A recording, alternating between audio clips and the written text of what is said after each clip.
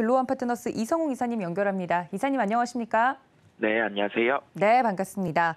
첫 번째 이야기부터 좀 나눠봐야 될 것 같은데요. 어제 시장 보시면서 굉장히 우리 개인 투자자분들과 많이 동조가 돼서 공감해 주셨을 것 같아요. 어제 시장만 보면 2,500 중반에서 그래도 좀 반등이 나와주면서 오늘 시장 기대가 되는데 체크포인트 어떤 부분부터 볼까요?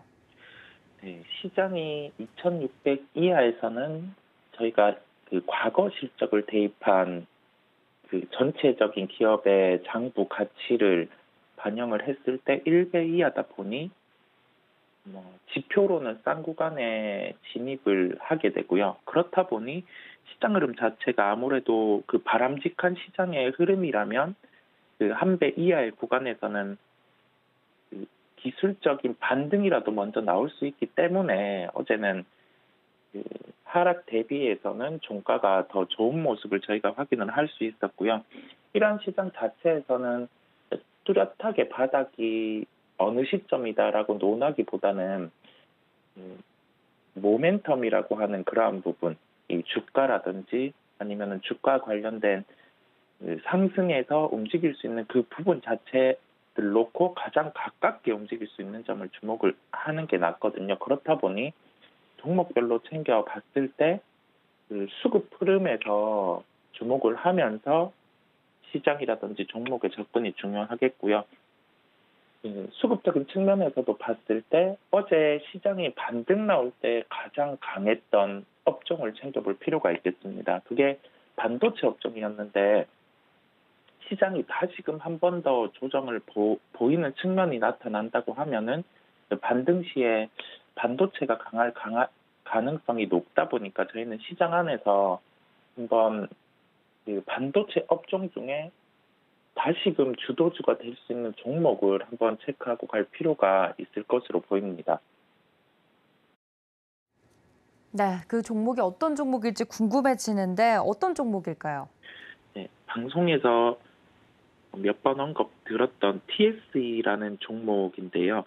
TSE 같은 경우는 제가 사업을 놓고 봤을 때 반도체라든지 비메모리, 그다음에 이 반도체와 연관된 공정에서 소켓이라는 소모품이 있는데 이 소켓 중에서도 고무를 통해서 이 소켓이 구성되어 있는 부분이 러버 소켓이라는 그런 소모품을 생산하는 기업이라고 보시면 되겠습니다.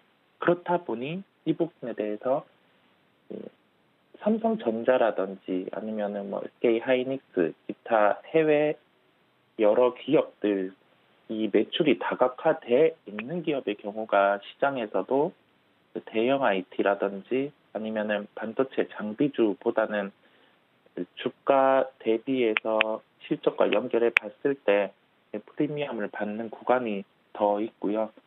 이런 기업들 같은 경우는 그 전방의 환경이 커질수록 또 해당 기업 같은 경우는 실적이 좋아지는 경향이 있습니다.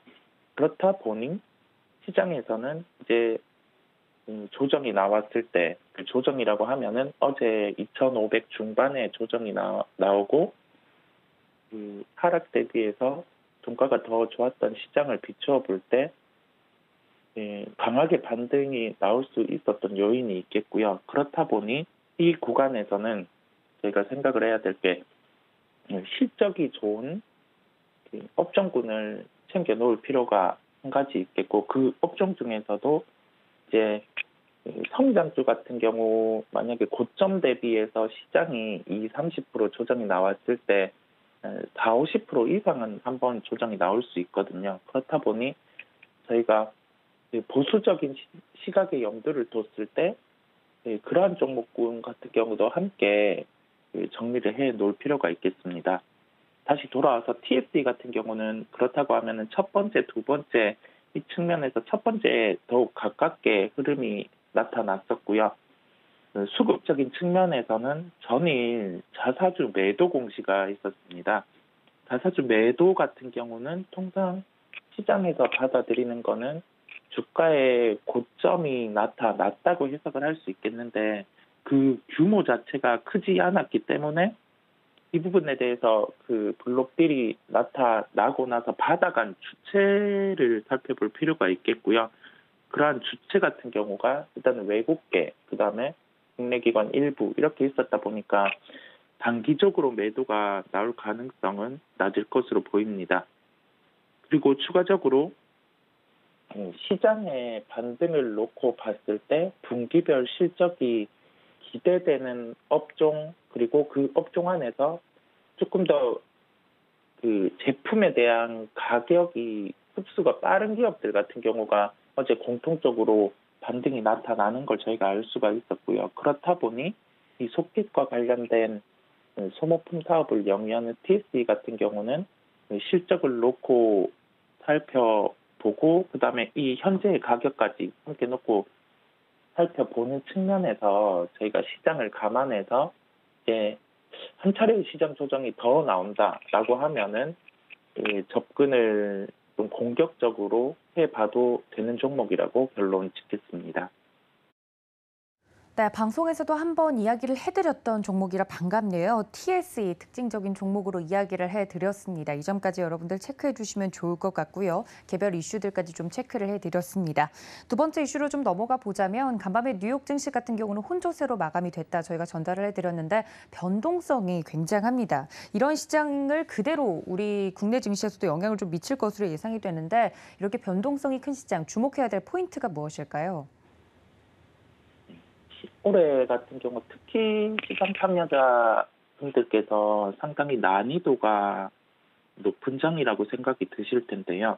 이게 그 겪어보지 못한 인플레이션이 외부 요인, 즉 러시아 우크라이나 이슈로 촉발이 되었고, 이 부분과 관련해서 시장이 금리 인상을 5월에 단행했음에도 불구하고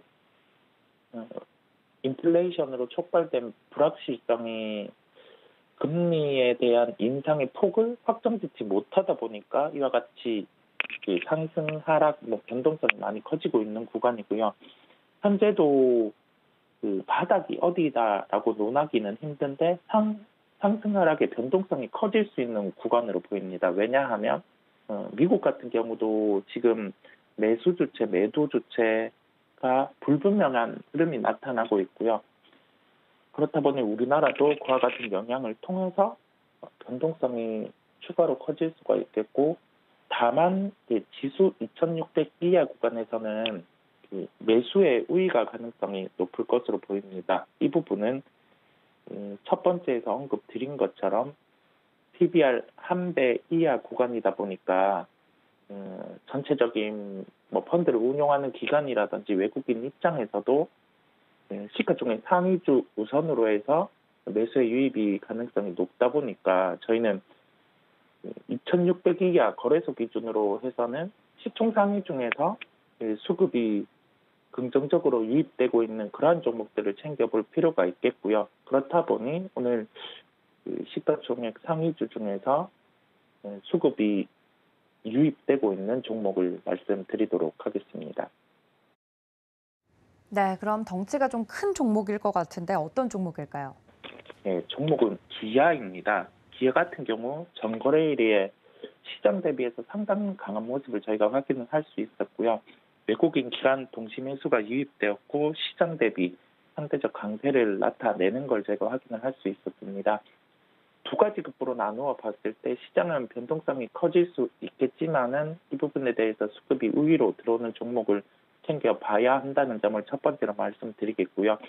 두 번째는 시장의 변동성 안에서도 무작정 매도가 전체적인 종목에 나오는 게 아니라 기아와 같이 외국인 기관의 동시 매수가 들어오는 종목이 있거든요. 그렇다 보니 현재 변동성이 큰 시장에서는 수급적인 측면에서 긍정적으로 유입되는 종목을 챙겨볼 필요가 있다고 한 번 더 강조드리겠습니다.